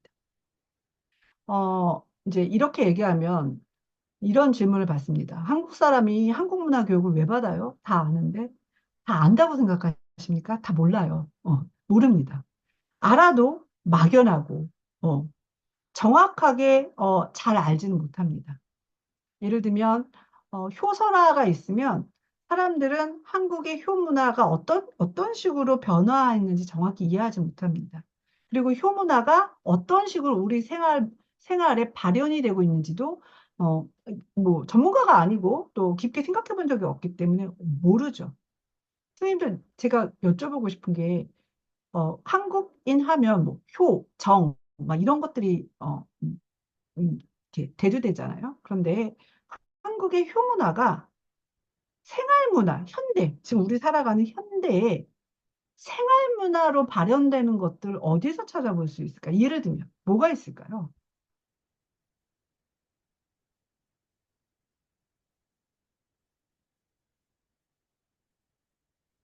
마이크 켜시고 이야기하셔도 됩니다. 뭐가 있을까요? 막상 제가 이렇게 질문하면 한국 하면 효, 정, 뭐 이런 거야 라는 걸 알고 있지만 이렇게 구체화해서 이야기를 하면 다들 꿀먹은 벙어리가 되십니다. 뭐가 있지? 그냥 뭐가 있을까? 뭐가 있을까요?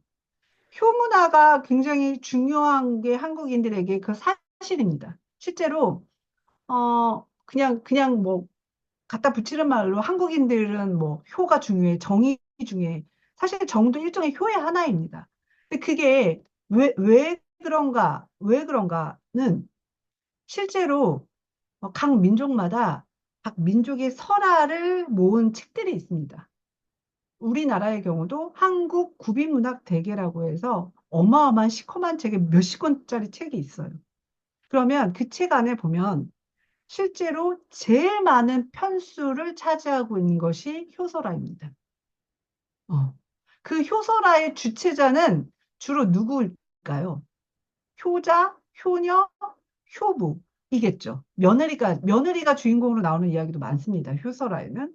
자, 이렇게 나오는데 효소라가 많은 부분을 차지하는 이유는 우연이 아니겠죠. 한국인들에게 그만큼 효가 중요한 가치관이었기 때문입니다. 근데 그때 이야기를 전승하던 과거에만 그렇지, 뭐 요즘 젊은 애들이 뭐 그게 요즘 우리 21세기 우리 삶과 무슨 관계가 있을까? 무슨 관계가 있을까? 없을까요? 없을까요? 제가 학생들한테 이런 질문을 합니다. 그러면 학생들도 아무도 대답을 못해요. 소위 공부 제일 잘했다는 우리나라 최고 대학 학생들도 말 못하더라고요. 음, 실제로 효라는 관념을 굉장히 중요하게 여기는 우리나라에는 두 가지 사회적 현상이 있다고 합니다. 첫째, 우리나라에서 절대로 성공하기 어려운 비즈니스 사업 중에 하나가 실버 산업. 그러니까 말하자면 이런 거죠. 지금은 이제 그래도 많이 대중화가 됐지만 요양원, 요양병원들이 한국은 지금 이제 최근에는 많이 이제 건강하게 의미가 발현되면서 그곳에서 내 부모님을 모시죠. 근데 한 20년 전, 30년 전만 해도 약간 고려장처럼 생각을 했어요. 부모를 버린다고 생각을 했죠. 실제로 그래서 우리나라에 들어오려고 했던 수많은 요양병원과 그러니까 실버 산업들이 굉장히 빠르게 문을 닫았다고 합니다. 아무도 안 맡기는 거예요. 부자는 사회적 위치가 있어서 못 맡기고, 가난하신 분은 또 가난하셔서 뭐 경제적 이유 때문에 또 뭐 하여간. 음. 자, 또 아주 더 생활 밀착형으로 효문화가 우리 삶에 흡수되는 것들이 또 있습니다. 예를 들면, 혹시 지하철 타시죠? 지하철 타시죠? 지하철에, 딱, 생각나시나요? 지하철에 저기 보면, 우리 할머니, 할아버지들 아주 당당하게 앉아 계신 그 자리들. 그 자리들 아시죠? 그 자리는, 물론 최근에 뭐, 주변 아시아에도 생겨났다고 하지만, 거의 한국이 아주 독보적입니다. 외국의 경우는 예를 들면 뭐 임산부석 같은 경우 있고 뭐 디사이블 해서 그 장애인석 같은 경우는 있습니다. 근데 노인을 위한 자리를 딱 퍼블릭한 대중교통 수단에 그 자리를 딱 하나 떼어놓는 경우는 많지 않아요. 그래서 실제로 많지 않으니까 외국인들은 모르죠. 내 나라에 없는 거니까. 그래서 제가 수업을 하면서 학생들한테 한국 와서 당황했던 경험들 한번 얘기해 보세요라고 하면 많은 중국, 일본, 약간 아시아권에서 온 몽골 막 이런 친구들이 맨 처음에 지하철 탔을 때 그 자리 비었길래 그 자리에 앉았는데 갑자기 할머니, 할아버지가 와 해갖고 자기 너무 당황했다고. 이유도 모르고, 그런 사례가 매 학기 물어보면 한 건은 꼭 나옵니다. 한 건. 왜? 내 나라에는 없거든요. 그게. 본인들 나라에는 없거든요. 그래서, 근데 그런 자리가 생겨나고, 그런 자리를 우리 국민이 인정하고, 당연히 그런 자리가 있어야지, 어, 그러한 사회적 합의가 이루어지는 것은 우리의 어떤 효문화, 효세계관, 가치관의 발현이라고 볼 수 있습니다. 원인 없는 결과는 없는 거죠. 거죠. 또 이외에도 많습니다. 우리나라에는 그 어떤 범죄보다도 예를 들어 사람을 똑같이 죽였어도 폐륜이라고 하죠. 부모를 해한 경우는 법정 구형이 훨씬 높습니다. 자, 이 모든 것들은 전부 다 우리의 가치 문화, 세계 문화를 바탕으로 합니다. 자, 그만큼 문화라는 거, 그리고 전통 문화라고 우리가 생각하는 것들은 사실은 전통에 갇혀 있는 것이 아니라 알게 모르게 우리가 지금 생활하는 우리 삶에 직간접적인 많은 영향을 미치고 있습니다. 그런데 그 문화에 대해서 중요한 건 이겁니다. 제가 오늘 아시아의 옛 이야기를 우리가 몰랐던 옛 이야기하고 보여드렸는데 사실은 제 오늘 시민 강좌에서 핵심 내용은 그 부분입니다. 아시아의 옛 이야기에 대해서 관심을 가지시라. 지금 도서관에 가보면 생각보다 많은 동화책이 제화되어 있습니다. 그림 동화책으로. 그런데 저는 역시도 또 그거에 대해서도 한번 이제 논문을 발표한 적이 있는데 아직은 초기 단계입니다. 아직은 초기 단계라 예를 들어 A라는 출판사에서 뭐 어떤 이야기를 중국의 마량의 신기한 붓이라는 이야기를 제화를 하면 이렇게 이야기를 발굴해서 동화책을 만드셔야 되는데 안타깝게도 B 출판사, C 출판사에서도 중국의 마량의 붓으로 책을 냅니다. 그러니까 다시 말해 다양한 아시아 옛 이야기가 여전히 소개되고 있지 않다는 거죠. 음. 그런데 그냥 상식적으로 생각을 해도 지금 한국에서 우리가 알아야 할, 우리가 좀 더 관심 갖고 우리가 구성원으로서 이해해야 될 문화는 어떻게 보면 서구보다 같은 아시아권이 아닐까 싶습니다. 가장 이웃이잖아요. 그죠? 이웃인데 모르고 있는 거죠. 우리는 의외로. 그리고 사실은 옛 이야기가 굉장히 무서운 힘을 가지고 있습니다. 제가 아이들에게 그런 얘기를 하거든요. 왜 우리는 금발의 백인 공주들을 선망할까? 왜 우리는 유럽과 혹은 북미의 어떤 물론 그 나라가 훨씬 선진국이기 때문에 그 국가를 뭔가 선망하고 존중하는 것은 뭐 당연한 이치이기는 합니다. 그러나 그 이전에 사실 우리는 너무 그쪽 나라의 문화에만 그동안 노출되어 왔던 것이 아닌가. 이제는 점점 문화 다양성이라는 측면에서 이제 아시아의 문화가 꽃피우는 시기가 온 것 같습니다. 얼마 전에 한강의 소설도 대단하죠. 노벨 문학상을 받았습니다. 노벨 문학상을 받았는데 사실은 소설가 한강분의 그 작품이 굉장히 훌륭해서 노벨 문학상을 받은 것도 있지만 저는 그건 이게 이 세상이 초국적 세계가 되고 다문화 사회가 된 이 결과물이라고 생각이 듭니다. 왜냐하면 한강의 소설이 한국어가 결국 영어로 번역이 돼서 상을 받은 거거든요. 그 말은 그만큼 한국어가 이제 엄청난 힘을 가진 언어가 됐다는 겁니다. 한국어를 그만큼 잘 번역할 수 있는 번역자들이 전 세계에 생겨나고 있다는 것을 의미합니다. 한강의 그 시적 어휘들을 이해하고 번역할 수 있는 그 번역가가 없으면 절대 노벨 문학상 받을 수 없습니다. 근데 그것은 사실은 세상이 초국적 세계가 됐기 때문입니다. 아마도 이제 그동안은 우리가 흔히 말하는 강대국의 문화가 중심을 이루는 세계에 살았지만 점차 아시아의 문화, 우리가 그동안 눈여겨보지 않은 문화가 점점 수면 위에 올라올 거예요. 이 조그만 한국의 소설이 노벨 문학상을 받은 우연이 아닙니다. 초국적 세계가 정말 열렸고, 이제는 점점점 그렇게 될 거라고 생각이 듭니다. 지금 제가 어느 포럼 발표하는 거에 그 내용이 뭐냐면, 우리나라 국학 어떤 기관인데, 한국의 옛날 이야기를 지금 애니메이션으로 이제 동영상으로 콘텐츠를 만들어서 그걸 세계에 뿌리는 사업을 하고 있어요. 그래서 이제 그 사업이 지금 이제 시작이 됐는데 저는 이제 감수자로 이렇게 보고 그거에 대한 문제점들을 이야기를 하고 있는데 저 보면서 살짝 소름이 끼쳤거든요. 아, 이제는 마치 우리한테 몽골의 아까 LA 메르갱이 되게 낯선 이야기인 것처럼 어, 한국의 콩쥐팥집 모든 세계인들이 신데렐라만 알고 있거든요. 근데 이제 한국의 콩쥐팥쥐도 전 세계인들이 알게 될 날이 얼마 안 남았어요. 그리고 저는 그게 굉장히 제가 아까 이 수업은 타자를 위한 것 이전에 나를 위한 거라고 얘기했잖아요. 지금 어마어마한 블루 오션이 지금 막 태동하고 있는 게 제 눈에는 보여요. 어. 제가 정말 능력만 되면 그 콘텐츠를 만드는 사람이 되고 싶어요. 진짜로.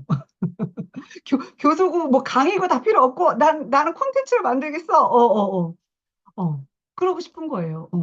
왜냐하면 각 국의 옛날 이야기를 읽고 보다 보면 한국 옛날 이야기는 한국만의 문화가 있어요. 신기하게. 일본의 옛날 이야기는 일본의 문화가 고스란히 있습니다. 일본의 지금 애니메이션 여러분들 다 좋아하시잖아요. 그게 다 일본 거는 판타지예요. 땅속으로 들어가고 막 집이 하늘을 날고 그죠? 그게 왜 그럴까요? 일본의 옛 이야기는 다 판타지입니다. 다 바닷속 들어가고 땅속으로 들어가요.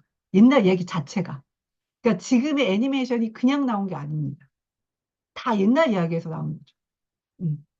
자, 마찬가지입니다. 지금 세계인들이 이제 한국의 문화에 대해 문화 다양성의 관점으로 관심을 갖기 시작했고 한국이라는 나라가 진짜 이제 관심에 막 태양이 떠오르고 있어요. 어, 막 한국의 영화, 드라마, 뭐 웹툰, 뭐 케이팝은 말할 것도 없고, 그죠? 이제 남은 건 뭘까요? 한국의 문학만 남았습니다. 문학만 남았어요. 근데 그 문학의 정말 원류, 시류, 근원, 뿌리, 그게 바로 예리학입니다. 신화 전속입니다. 자, 여기 혹시 계신 선생님들 중에 제가 장난삼아 이런 말 합니다. 부자가 되고 싶으십니까? 답이 여기 있습니다. 라고 이야기를 합니다. 네네. 자, 문화 다양성은 결국 타자를 위한 것이기도 하지만 나를 위한 것이기도 합니다. 이 세상을 살아가는 데 있어서 내가 그래도 한 발짝 남들보다 세상을 보는 큰 눈을 가지기 위해서는 문화 다양성에 대한 관심을 가지셔야 합니다. 다음 장 아마 없을걸요? 다음 장만 넘겨주세요. 네, 여기까지입니다. 시간이 다 된 걸로 알고 있는데, 혹시 뭐 질문이 있으면 질문을 받도록 하겠습니다. 네, 감사합니다.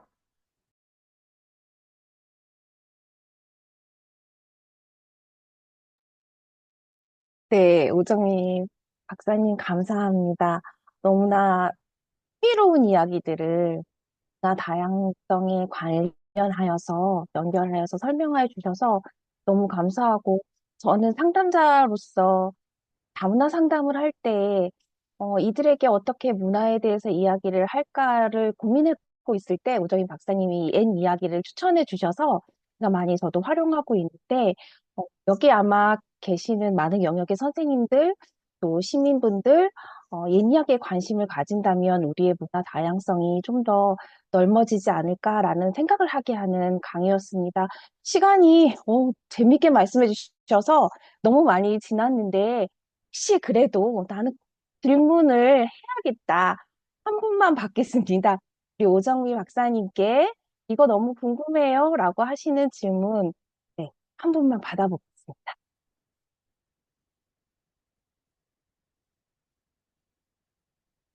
너무 강의를 잘하셔서 질문이 없으실까요?